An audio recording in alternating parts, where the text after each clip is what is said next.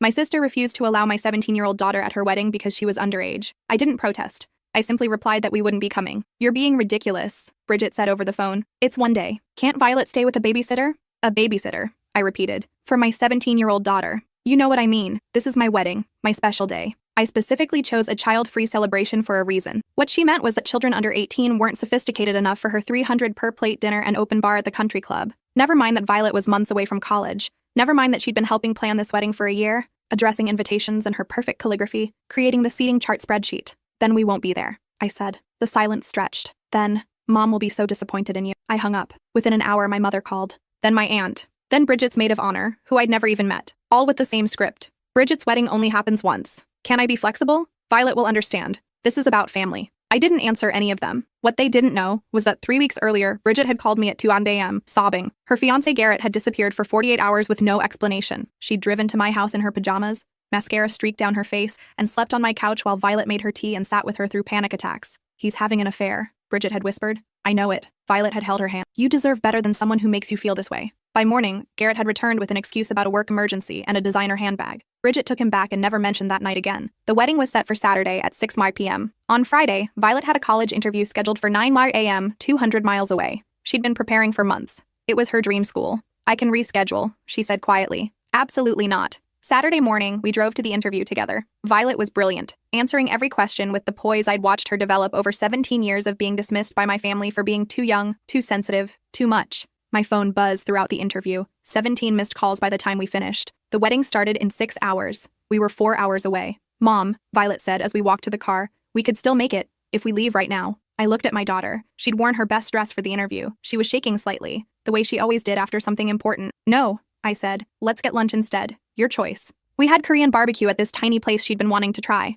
We talked about her interview, her college essay, everything except the wedding happening 200 miles away. At 6:47 p.m., right when Bridget would be walking down the aisle, my phone rang. My mother. Where are you? She hissed. Bridget is hysterical. The wedding is ruined. I told her we weren't coming. You selfish. I hung up. At 9:15 p.m., a photo appeared in the family group chat. Bridget in her dress, mid-ceremony, makeup running. The caption from my aunt. Thanks a lot. You broke your sister's heart on her wedding day. I muted the chat. What I didn't know was that at 9:47 p.m., someone would send me a video from the reception, and what I'd see would change everything about what I thought I knew about this wedding, about Bridget, and about why she'd really wanted Violet excluded. The video came from a number I didn't recognize. No message, just a 47-second clip. I was sitting on Violet's bed while she showed me photos from campus. She'd fallen in love with the school, with the library that looked like a cathedral, with the professor who'd spent an extra 20 minutes discussing her research interests. Just a second, honey, I said, clicking the video. The footage was shaky, clearly filmed on someone's phone from behind a decorative column at the reception. I could see the dance floor, the elaborate centerpieces,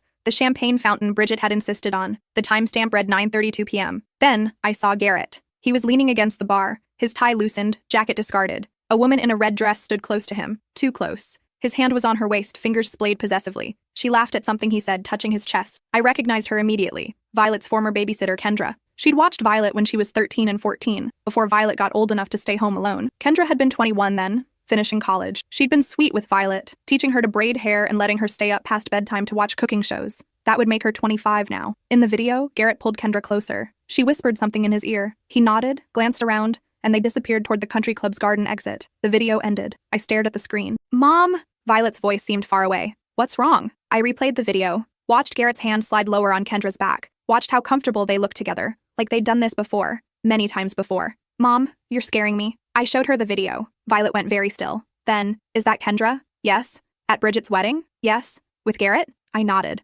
Violet took my phone, watched the video 3 more times. Her expression changed from confusion to understanding, to something cold and calculating that reminded me she was my daughter. That's why, she said quietly. What? That's why she didn't want me there. She knew Kendra would be there. She knew I'd recognize her. The pieces fell into place. Kendra had stopped babysitting abruptly. One day she was part of our routine. The next she'd texted that she couldn't watch Violet anymore. Family emergency, she'd said. I thought it was strange, but hadn't pushed. That was 3 years ago, right around when Bridget and Garrett started dating. Do you have Kendra's number still? I asked. Violet shook her head. I deleted it after she ghosted me. I texted her like 5 times asking if she was okay, and she never responded. I looked at the unknown number that had sent the video. Whoever they were, they'd wanted me to see this. They'd wanted me to know. I called the number. It rang 4 times, then went to a generic voicemail. This is Melissa, I said. Thank you for sending that. If you have more information, please call me back. I hung up. Violet was still staring at the video, frozen on the frame where Garrett's hand was clearly visible on Kendra's waist. Bridget knew. Violet said. She had to know. That's why she created this whole child-free policy. She didn't want me to see Kendra and ask questions.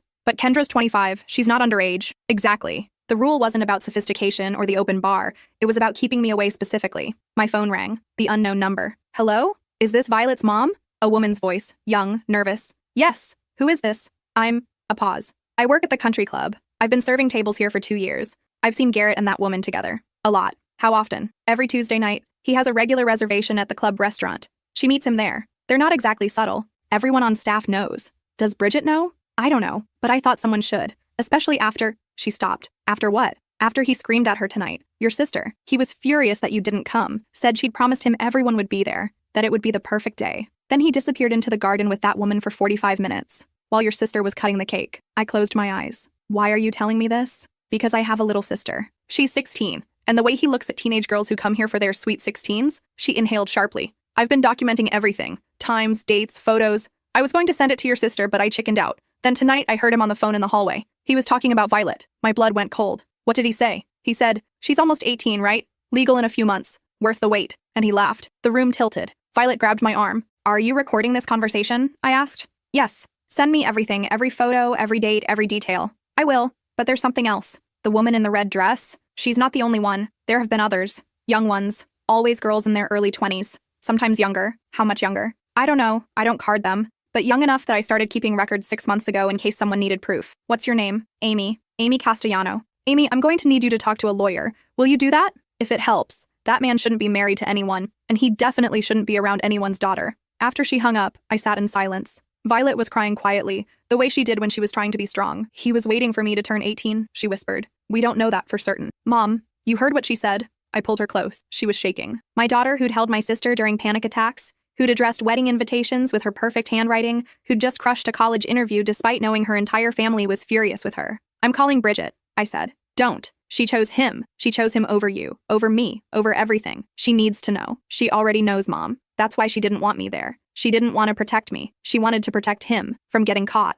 I looked at my daughter. When had she gotten so wise? She's still my sister, I said. And I'm still your daughter. She picked him. You picked me. Within minutes, my phone lit up. Amy had sent 47 photos, a spreadsheet with dates and times, and several videos. Garrett with different women, always young, always at the country club on Tuesday nights when Bridget taught her evening yoga class. I forwarded everything to my phone's secure folder. Then I called my brother, the only family member who'd texted me privately during the wedding drama. Tell me you're calling because you've come to your senses, he said. I'm calling because I need you to do something without asking questions. What? I'm sending you some files. I need you to give them to Bridget, in person, tomorrow. Don't tell anyone else in the family. What is this about? Her husband, and the real reason she didn't want Violet at her wedding. Silence. Then, send them. That night, I couldn't sleep. I kept thinking about Bridget at 2 a.m., sobbing on my couch. About how Violet had made her tea and held her hand. About how Bridget had gone back to Garrett and never mentioned it again. About how she'd spent a year planning a wedding designed to exclude my daughter, not to protect Violet, to protect Garrett's secrets. At 3 a.m., my phone rang. Bridget. What the fuck did you do? She screamed. I sent you the truth. Those photos are fake. Garrett explained everything. That woman is his business partner's daughter. They were discussing a deal. At 2 a.m. in the garden during your reception, you're jealous. You've always been jealous. You couldn't have your perfect day, so you're trying to ruin mine. Bridget, I know what this is really about. You're mad that I didn't want Violet there. But you have to understand, she's so dramatic. She would have made everything about her. The photos, the dinner, everything. I know what teenage girls are like. She's 17. She was helping you plan this wedding for a year. Because she wanted attention. Because she wanted everyone to see how helpful she was being. I saw right through it. I'd never heard my sister talk like this. The cruelty in her voice was unfamiliar, like a stranger had taken over her body. There are 47 photos, Bridget. Videos. A server at your club documenting everything for 6 months. Multiple women. I don't care. I love him. We're married now. You can't change that. I'm not trying to change anything. I'm trying to warn you. Warn me about what? That my husband is attractive and women throw themselves at him? I already know that. It's not his fault they're desperate. He was on the phone talking about Violet. About waiting until she turns 18. The silence stretched for so long I thought she'd hung up. Then, you're lying. I have a recording. Let me hear it. No. Why not? Because it doesn't exist? Because I don't trust what you do with it. You'd show it to Garrett. He'd know someone's been documenting him. He'd be more careful. And I need him to not be careful. You're insane. Stay away from me. Stay away from my husband. And keep your daughter away from both of us. She hung up. Violet appeared in my doorway. I heard yelling. Bridget's not ready to hear the truth. Will she ever be? I don't know. We made tea and sat at the kitchen table watching the sunrise through the window. Violet had her college acceptance letter spread out in front of her, the one that had arrived 2 weeks ago. Full scholarship, 4 years paid, her dream school. When I was applying, she said quietly, Bridget told me not to get my hopes up. She said girls like me don't get into schools like that. When I asked what she meant, she said girls whose mothers never finished college and whose fathers aren't in the picture, girls without connections. I set down my mug. She said that to you? Last Christmas, you were in the kitchen. She pulled me aside and said I should consider community college. That aiming too high would just disappoint me. Why didn't you tell me? Because you were so excited about my applications. And because I wanted to prove her wrong. She had proven her wrong. My brilliant daughter who'd made valedictorian despite my sister's predictions, who'd gotten a full scholarship despite having no connections, who'd held a broken woman during panic attacks and never asked for thanks. I'm proud of you, I said. I know. At 7 a.m., my mother called. I let it go to voicemail. She called again, and again. On the fourth call, I answered. You need to apologize to your sister, she said without preamble. No. Whatever you sent her has her inconsolable. She called me at 4 a.m. crying. On the morning after her wedding. You ruined her honeymoon. She's not going on her honeymoon? How could she after what you did? She and Garrett are at home trying to work through the poison you've spread. It's not poison if it's true. True? You sent her doctored photos, lies from some jealous server, all because you couldn't handle being excluded from one event. Violet was excluded, not me. Same thing. You've always been too attached to that girl. It's not healthy. She's 17, not 7. She could have stayed home. From her aunt's wedding, after spending a year helping plan it, she was being included in the planning to keep her busy, to make her feel useful. Bridget didn't actually need her help. She has a wedding planner. I closed my eyes. My entire family had known. They'd known Violet was being used, given meaningless tasks to keep her occupied and grateful, and none of them had said anything. I need to go, I said. Melissa, wait. I know you're upset, but this is Bridget's marriage, her life. You need to let her make her own choices. I'm letting her. I'm just making sure she has all the information to make those choices. The information is biased, from a stranger who probably wants money. The information comes from the country club's security cameras, time-stamped, dated, undeniable. My mother was quiet. Then, even if it's true, what do you want Bridget to do? Leave him the day after her wedding? Embarrass our entire family? Think about the guests, the gifts, the announcements. They just sent out wedding photos. I want her to be safe. Safe from what? A man who finds her beautiful? Who married her in front of 200 people? Who bought her a house? You're paranoid. He's been cheating on her every Tuesday for 2 years. Men stray sometimes. It doesn't mean anything. Your father had an affair when you were 10. I forgave him. That's what married people do. I'd never known that. In all my years, my mother had never mentioned an affair. I thought of her sitting in the sunroom at family dinners, comparing jewelry with the other wives while the men discussed business. I thought of how she'd taught me to set a table, to smile through discomfort, to never make a scene. I'm not you, I said. No, you're worse. You're sabotaging your sister's happiness because you're bitter about your own failed marriage. My marriage didn't fail. I left. Same thing. I hung up. Violet was standing in the hallway, still in her pajamas. Grandma thinks you should have stayed with Dad, she said. It wasn't a question, apparently. Even though he hit you, she doesn't know about that. Why not? Because I never told her. Because she would have said I provoked him, or that I should try harder, or that leaving would embarrass the family. Violet sat down next to me. Is that what they're telling Bridget? To stay with Garrett no matter what? Yes. Then she's not going to leave him. Probably not. So what do? We wait. We keep the evidence safe, and we make sure he never gets near you. I'm going to college in 3 months. He won't have access to me. Good. That's what matters. But I knew it wasn't just about Violet. It was about the next girl. The next daughter or niece or family friend's child who caught Garrett's attention. The next young woman he'd groom and pursue while my sister looked the other way and my family explained it away as harmless flirtation. At noon, Amy called again. I got a call from the club manager, she said.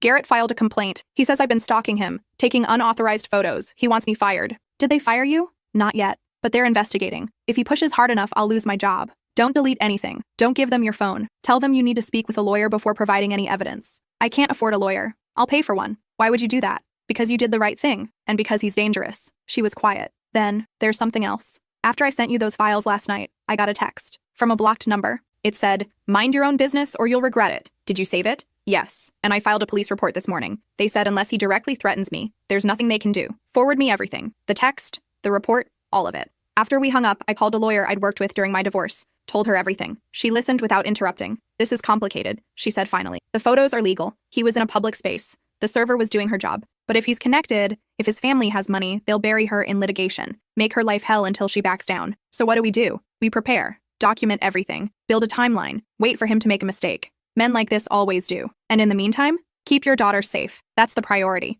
But I couldn't shake the feeling that waiting wasn't enough, that somewhere some girl was already in Garrett's sights. Some daughter whose mother trusted him because he came from a good family, because he belonged to the country club, because he'd married into our family. That evening, I was making dinner when Violet called out from her room. Mom, you need to see this. I found her at her computer, staring at a social media post. Bridget had uploaded a photo from the wedding, her and Garrett kissing under a string of lights. The caption read, "To my amazing husband, thank you for the most perfect day of my life. Despite certain people trying to ruin it, our love prevailed. Here's to forever." The comments were full of congratulations and heart emojis. My aunt had written, "Beautiful couple. Don't let jealous people dim your light." My mother, So happy for you both. True love wins. Violet scrolled down. More relatives, more friends, all praising the wedding and subtly implying I'd been unreasonable. Then I saw a comment from someone I didn't recognize. A woman named Alexis Porter. She'd written, "Congratulations. Garrett looks so happy. He was like that at our wedding too, before I found out about the others." The comment had been posted 3 minutes ago. While I watched, it got its first reply from someone named Jennifer Liu. Same. The country club was even the same venue. I screenshot both comments before they could be deleted.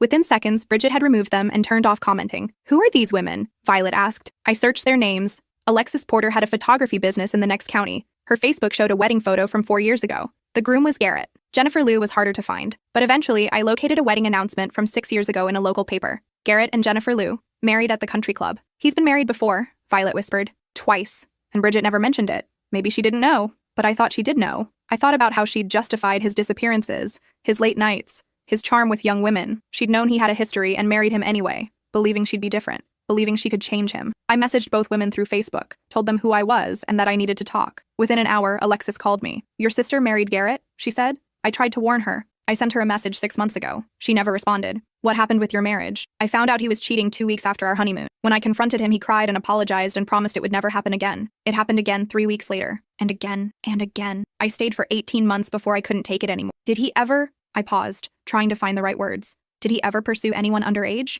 Not that I knew of. But he talked about teenage girls a lot, how they were more innocent, more genuine. It made me uncomfortable. When I told him that, he said I was being dramatic. "Did you document any of this?" I have texts, emails, therapy notes. I went to counseling to try to save the marriage. The therapist is the one who told me to leave. Would you be willing to share those documents? Why? Because he's doing it again, and my daughter is one of his targets. Alexis was quiet for a long moment. "Send me your email. I'll send everything I have." Jennifer Liu called an hour later. Her story was nearly identical. Married young, discovered his cheating quickly, stayed too long hoping he'd change. She divorced him after finding him with a college student at his office. "He has a type," she said. "Young, naive, eager to please. Girls who don't question him. Girls who are flattered by his attention. That's my daughter. Then get her away from him, however you can. He's not going to stop. Men like him never do." By midnight, I had files from both women. Bank statements showing his spending patterns, photos, emails where he'd promised to change and never did. Text messages from the women he'd cheated with, some of whom reached out to the wives afterward to apologize. In one text exchange, a 19-year-old girl had written to Alexis,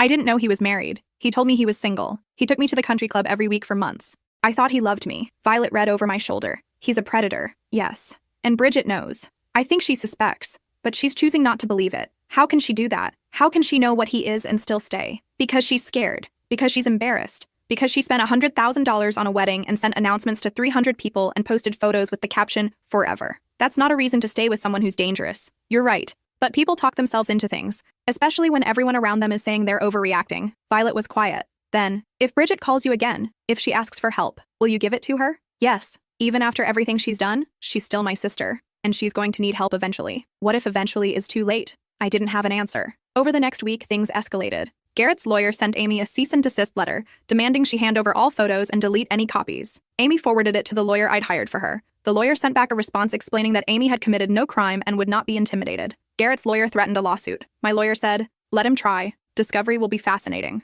My family stopped calling me. Instead, they posted passive-aggressive messages on social media about loyalty and betrayal. My aunt shared an article about false accusations ruining innocent men's lives. My mother posted a meme about drama queens who can't let other people be happy. Violet got a private message from Bridget. It said, "I know your mom put you up to this, but you need to understand, Garrett loves me. Whatever lies she's told you aren't true. When you're older, you'll understand how complicated relationships are." Violet showed me the message. Should I respond? "That's up to you." She thought for a moment, then typed, "Garrett told someone on the phone that I'd be worth the wait when I turn 18. That's not a lie. That's a threat." She hit send before I could stop her. Within minutes, Bridget called. I answered on speakerphone. "How dare you involve my niece in your sick fantasies?" Bridget yelled. "Garrett would never say something like that. You've brainwashed her." "There's a recording," Violet said calmly, "from a server at the country club. Time-stamped. Want me to send it to you?" "You're lying. You're both lying." "Why would we lie?" I asked. "What do we gain from this?" "Attention. Drama. You've always needed to be the center of everything. I finally have something good in my life and you can't stand it." "Bridget, I have messages from his ex-wives, from women he cheated with, from security footage at the country club.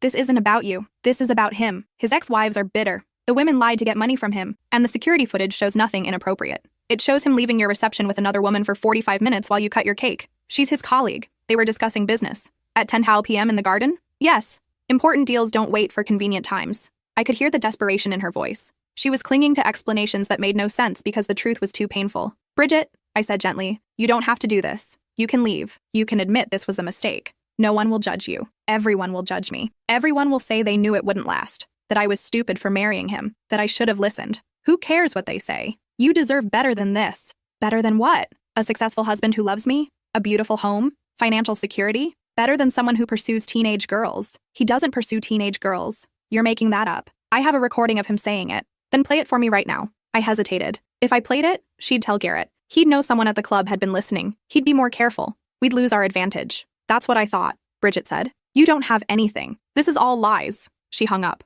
Violet looked at me. Should we have played it? No. We need to keep some cards hidden. So what do we do now? We wait for him to make a mistake, and we keep you safe. But I couldn't shake the feeling that waiting would cost someone. Maybe not Violet. Maybe some other girl who wouldn't have a mother looking out for her. 2 weeks later, my brother called. I need you to come to dinner, he said. Family dinner. At Mom's house. Why? Because Bridget's miserable. Because this fight is tearing everyone apart. Because we need to find a way forward. I'm not apologizing. No one's asking you to. Just come. Hear her out. Against my better judgment, I agreed. Violet refused to come. I'm not sitting at a table with people who think I'm lying about being targeted by a predator, she said. Have fun with your toxic family. She wasn't wrong. But I went anyway. The dinner was tense from the start. My mother had made pot roast, the meal she always made for family peace talks. My father sat at the head of the table, silent as always. My aunt and uncle were there, along with Bridget and Garrett. Garrett looked perfect. Pressed shirt, warm smile, hand resting protectively on Bridget's shoulder. He stood when I entered, offering his hand. Melissa, so good to see you. I'm glad we can all be adults about this. I didn't shake his hand. My mother's eyes flashed a warning, but I sat down across from them without greeting him. So, my father said,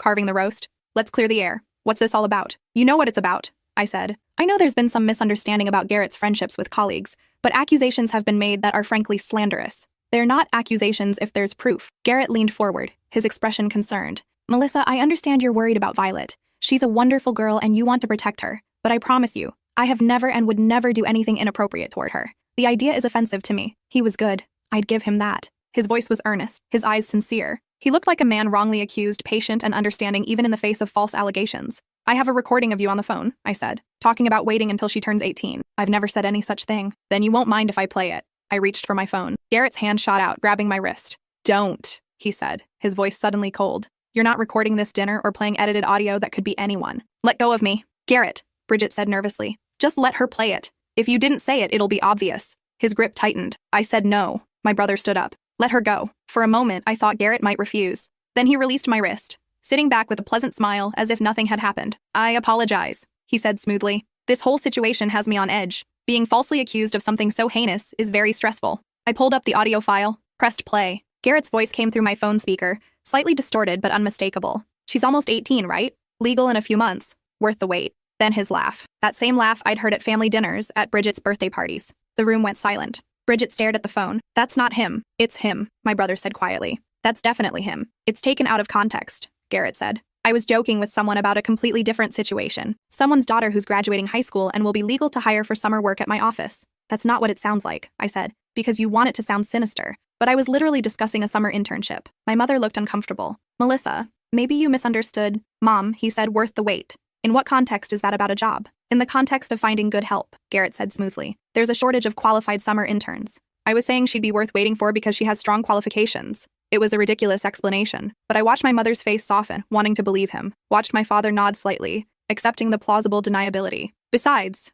Garrett continued, if I was actually interested in teenage girls, why would I marry a woman in her 30s? That doesn't make sense. Because you like the cover, I said. You like having a wife who makes you look normal while you pursue younger women. That's absurd. Is it? Because I have testimony from 2 ex-wives saying you did exactly this in both previous marriages. The room erupted. My mother gasped. My father demanded to know what I was talking about. Bridget went pale. Ex-wives? She whispered. What ex-wives? Garrett sighed heavily. This is exactly what I didn't want to get into. Yes, I was married before. Twice. Both times when I was much younger. Both marriages ended badly, and both ex-wives have made it their mission to destroy any happiness I try to build. You told me you'd never been married, Bridget said. I didn't think it mattered. They were so long ago. Mistakes I made in my 20s. I didn't want them to color your perception of me. You lied to me. I omitted irrelevant history to protect us both from unnecessary drama, which is exactly what's happening now. He was still good, still spinning each revelation into something understandable. But I saw the crack in Bridget's expression, the first real doubt. I talked to them, I said. Alexis and Jennifer. They both told me the same story.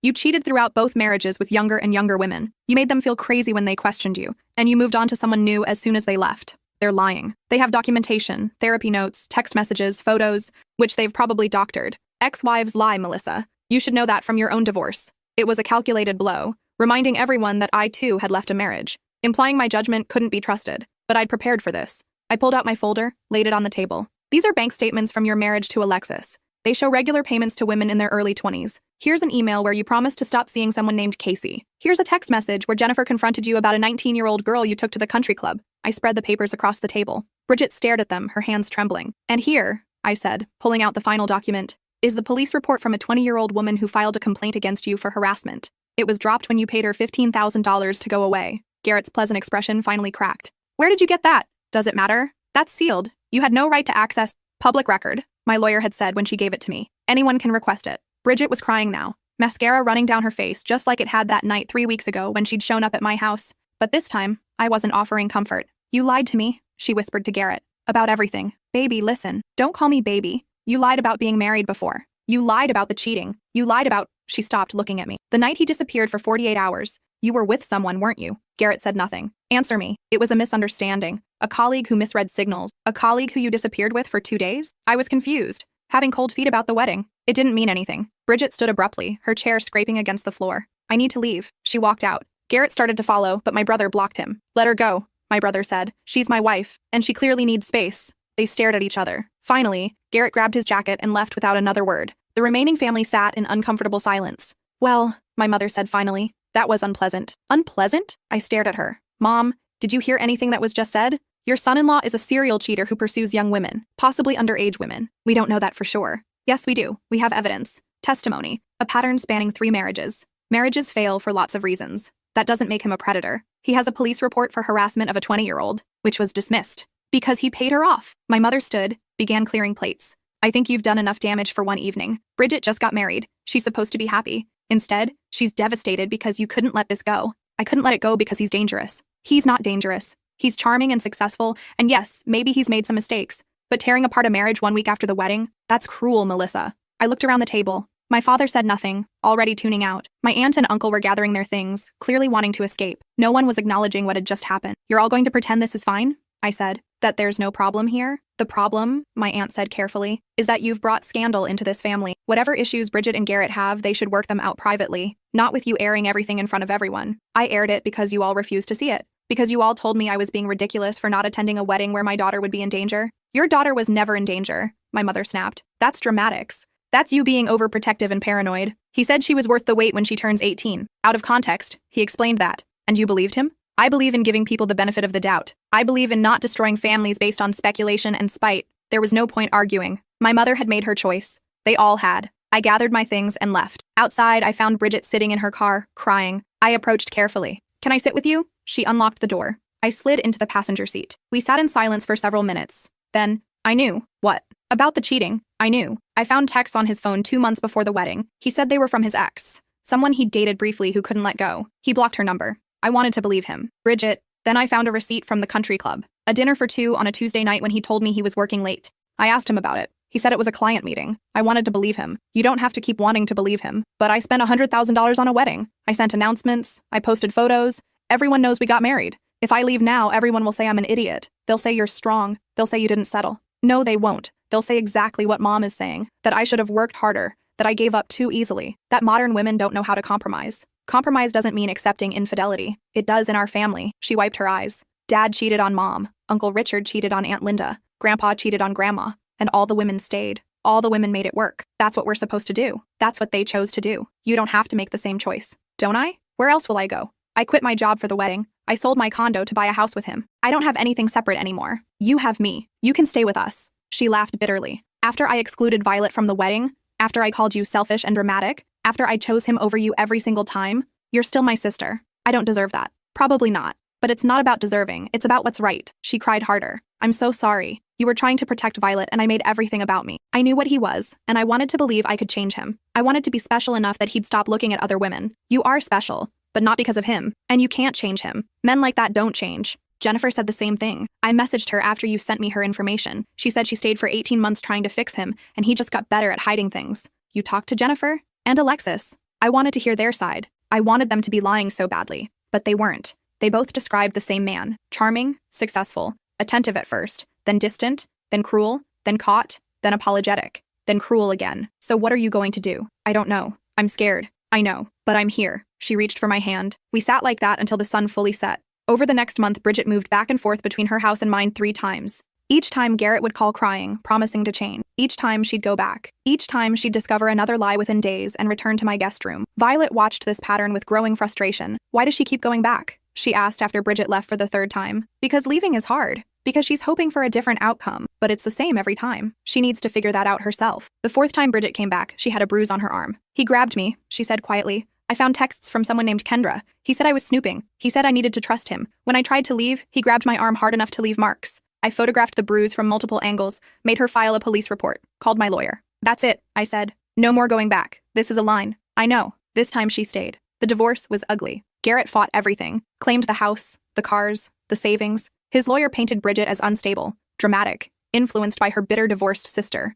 My lawyer fought back, presented the evidence of infidelity, the testimony from ex-wives, the photos from the country club, the police report about the 20-year-old, the bruises on Bridget's arm. The judge granted Bridget the divorce, awarded her half of everything, and issued a restraining order. Garrett violated the restraining order twice, showed up at her work, called her phone 63 times in one night. Each violation resulted in more legal consequences, more proof that he'd never been the man he'd pretended to be. Meanwhile, Amy the server quit her job at the country club, but not before filing a formal complaint about Garrett's behavior and providing documentation to the club's board of directors. The board investigated, found multiple women who'd complained, revoked Garrett's membership. Without the club as his hunting ground, Garrett's social standing deteriorated. His business connections dwindled. His reputation suffered. My family still blamed me, posted on social media about forgiveness and family loyalty, sent Bridget messages about how I'd poisoned her mind, but Bridget stayed away from them, built a new life in my spare bedroom while she figured things out, got a new job, made new friends, started therapy. One evening, 3 months after the divorce was finalized, she came to dinner with paperwork. I got the house, she said.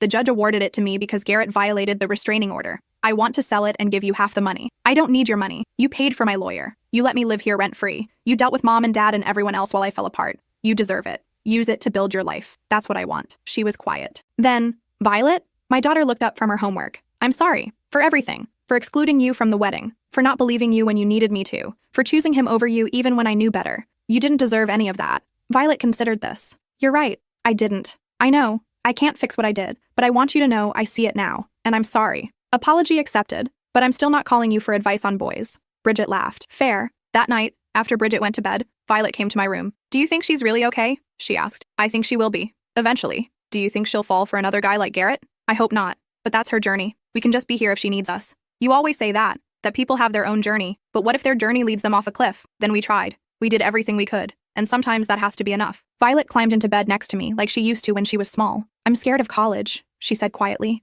Because? Because I'll be alone. Without you to protect me from guys like Garrett. What if I can't see them coming? You'll see them. You're smart and careful, and you've learned what red flags look like. But if you do meet someone who makes you uncomfortable, you call me. Anytime. Day or night. You really mean that? I really mean that. She fell asleep there in my bed, while I stayed awake thinking about all the ways I'd tried to protect her. All the times my family had told me I was overreacting. All the girls who didn't have someone watching out for them. The next morning, I got an email from Amy. Thought you'd want to know, she wrote. Garrett got arrested last night. He was caught with a 17-year-old girl at a hotel. Her parents filed charges. The police found others, girls he'd been grooming online. It's all over the news. I opened the link she'd sent. Sure enough, Garrett's mugshot stared out from the local news website. The article detailed multiple charges of soliciting a minor, possession of inappropriate images, and contributing to the delinquency of a minor. I forwarded the article to Bridget, then to my mother, then to everyone in the family group chat who'd told me I was overreacting. No one responded. Later that day, my mother called. I didn't know, she said without preamble. I swear I didn't know it was that serious. Yes, you did. You just didn't want to believe it.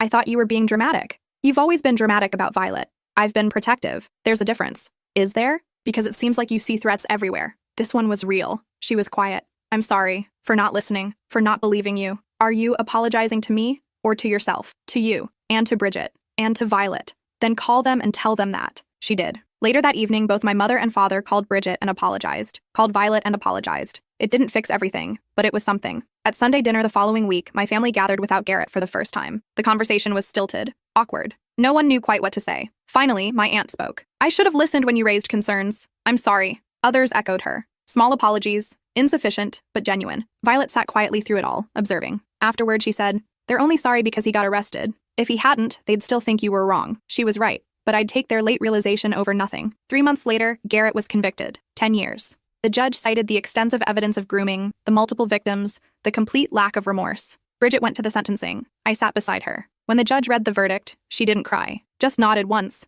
like something had finally been settled. Outside the courthouse, reporters tried to approach her. I blocked them while my brother guided her to the car. "How do you feel?" one shouted. "Do you think you should have seen the signs?" Bridget stopped, turned. "I did see the signs. I chose to ignore them because people I trusted told me I was overreacting, that I was being dramatic, that I should give him the benefit of the doubt. So if you want to blame someone for not seeing the signs sooner, blame everyone who tells women they're being too sensitive when they notice red flags." Then she got in the car and we drove away. That evening, Violet left for college orientation. She'd be gone for 4 days, getting to know her dorm, meeting her roommate, touring campus. "Call me if you need anything," I said, hugging her goodbye. "I will, but I'll be fine." "I know you will be." She pulled back, looked at me seriously. "Thank you for missing the wedding, for choosing me, for everything. I'd do it again. I know. That's why I turned out okay." After she left, Bridget and I sat in the quiet house. "She's remarkable," Bridget said. "You raised an incredible daughter." "Thank you. I want that someday. A daughter who knows she's worth protecting, who knows her mother will choose her over anyone else." "You'll get there." "You think I can have that? After everything?" "I know you can." We sat in comfortable silence. Outside, the sun was setting, painting the sky in shades of purple and gold. "Do you regret it?"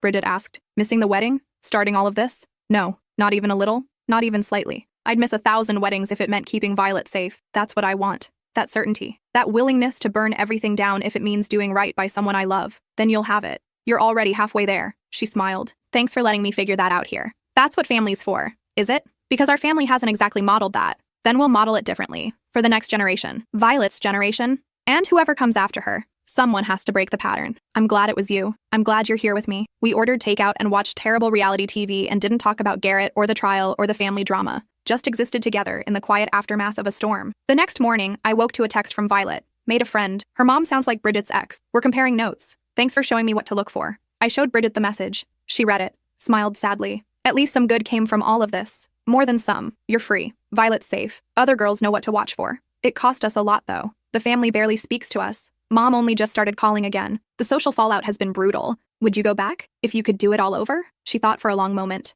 "No, I'd do it differently. I'd listen to you sooner. I'd never have married him in the first place. But I wouldn't go back to not knowing, to pretending everything was fine." "Good. Is it though? Sometimes I think ignorance was easier. Easier isn't always better. No, but it's definitely simpler." Over the next year, Bridget rebuilt her life, bought a small condo with her settlement money, started her own business doing graphic design, made friends who didn't know about Garrett, who saw her as she was now rather than who she'd been. Violet flourished at college, made the dean's list, joined clubs, dated a boy who treated her well and had the sense to be terrified when I met him. "Your daughter told me you'd castrate me if I hurt her," he said nervously over dinner. "She's not wrong." Noted. He was polite, respectful, and brought flowers. Violet later told me he'd spent an hour researching what kind I liked because he wanted to make a good impression. "He's scared of you," she said. "As he should be. It's actually kind of sweet. He asked me about that time you missed the wedding to take me to a college interview. He said any mom who'd do that was not someone to mess with. Smart boy. Don't get too attached. We're probably breaking up when summer hits. He's going to study abroad. Then enjoy it while it lasts. That's very zen of you." I'm growing. The wedding video still lived on my phone, buried in a folder I rarely opened.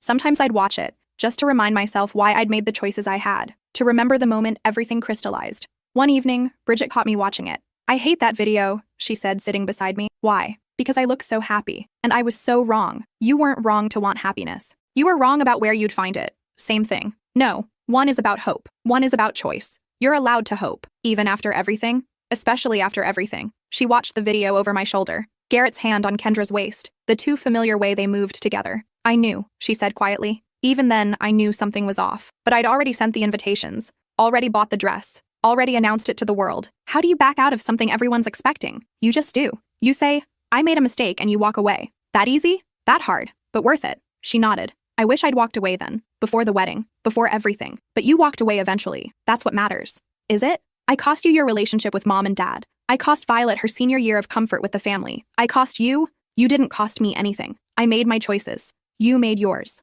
Eventually, we both ended up here. Here being free." She smiled. "Free sounds nice." 2 years after the wedding, that wasn't. Bridget met someone new. His name was Thomas, and he was cautious and kind. He didn't rush anything, didn't push for commitment, didn't make promises he couldn't keep. When Bridget introduced us, he said, "I know what your sister went through. I know why she's careful. I'm okay with that. And if it takes years for her to trust you, then it takes years. She's worth it." He passed the test, not just with me, but with Violet, who'd grown into a sharp-eyed 20-year-old who could spot manipulation from a mile away. "He's good," Violet said after meeting him. "Or he's really, really good at hiding it. Which do you think?" "Good. He doesn't ping any of my red flags, and believe me, I have a comprehensive list now. Thanks to Garrett." Thanks to you for showing me what to watch for. At Christmas, 3 years after the disaster wedding, my family gathered again, this time with Thomas, this time without tension. My mother had softened over the years, stopped making excuses for Garrett, stopped blaming me for the fallout. She'd never fully admitted she was wrong, but she'd stopped being actively hostile. Progress, I supposed. Violet came home from college with her boyfriend, now upgraded to fiancé. He asked my permission before proposing, which I respected. He had a solid job, treated my daughter well, and understood that family meant protecting each other. We're not rushing, Violet told me. Engagement for at least 2 years. Living together first. Making sure we're compatible in real life, not just dating life. Smart. I learned from watching you, and from watching Bridget. What did you learn? That love isn't enough if the person isn't safe. That butterflies don't matter if the person gives you anxiety. That you should listen when someone shows you who they are. Those are good lessons. They cost you, though. Cost all of us. But you learned them. That makes it worth it. At dinner, my father stood to give a toast. He'd been quiet through most of the family drama, taking my mother's side without much thought. But time had changed him, too. I want to say something, he began. 3 years ago, my daughter made a choice that I didn't understand. She chose not to attend her sister's wedding. At the time, I thought she was being selfish. Difficult. I was wrong. He looked at me. Melissa, you saw something we all refused to see. You protected your daughter when we told you that you were overreacting, and you saved your sister when we told you to stay out of it. I should have supported you then. I'm sorry it took me this long to say that. The table was silent. And Violet, he continued, you were brave to speak up about feeling unsafe, to trust your instincts when adults told you they were wrong. I hope you never stop trusting yourself. Violet nodded, blinking back tears. And Bridget, I'm proud of you for leaving, for rebuilding, for not letting one mistake define you forever. Bridget raised her glass. We all did. After dinner, I found Violet on the back porch, staring at the stars. You okay? I asked. Yeah, just thinking about that day. The interview. How scared I was that you'd change your mind and make us go to the wedding. I almost did, when you said we could still make it. Really? For about 10 seconds. Then I looked at you and knew I'd never forgive myself if I chose a party over your future. It wasn't just the interview, though, was it? It was about sending a message. What message? That I matter. That my comfort and safety and dreams matter more than family obligation or tradition or appearances. Yes, thank you for that. A lot of my friends at school, their parents wouldn't have done that. They'd have dragged them to the wedding and told them to suck it up. Then their parents are wrong. That's what makes you different. You know when to stand your ground. I learned that from your father, actually. In reverse. What do you mean? I learned that giving in to keep the peace just breeds resentment. That sometimes the only way forward is to draw a line and hold it. Even if it costs you everything? Especially then. Because what's the point of having everything if you've compromised who you are to get it? Violet leaned against me. I want to be like that. When I have kids, I want them to know I'll always choose them. You will be. You already are. How do you know? Because you're here. Because you learned the lesson. Because you know what it looks like when someone puts you first, and you won't accept less. We stayed there until the cold drove us inside, where Bridget and Thomas were laughing at something my mother said, where Violet's fiancé was helping with dishes, where my family was learning to be the kind of family that protected each other. The wedding photo from that day 3 years ago still existed somewhere on Bridget's old social media, but she'd archived it, replaced it with new photos. Her with Thomas, her with me and Violet, her alone, smiling, free. I never regretted missing that wedding. Not for a moment. Because the cost of going would have been Violet's safety, Bridget's future, and my own integrity. And some things I'd learned were worth more than family obligation or social expectation or anyone's disappointment. Some things were worth burning it all down for, like your daughter's safety, like truth, like the fierce, uncompromising love of a mother who knows that missing one day can save a lifetime. Years later, when Violet had her own daughter, she called me from the hospital. We named her Hope, she said, because that's what you gave me. Hope that things could be different, that someone would always fight for me. I cried, holding the phone, thinking about all the choices that led to this moment. The wedding I missed, the family I defied, the line I drew and refused to cross. You gave yourself hope, I said, by being brave enough to trust your instincts. We both did it together. Yes, we did. And in that moment, I knew the story that started with a refused wedding invitation had become something else entirely. Not a story about what we lost, but about what we gained. Freedom, safety, truth, each other. And that, I thought as I hung up the phone and drove to meet my granddaughter, was worth every sacrifice we'd made.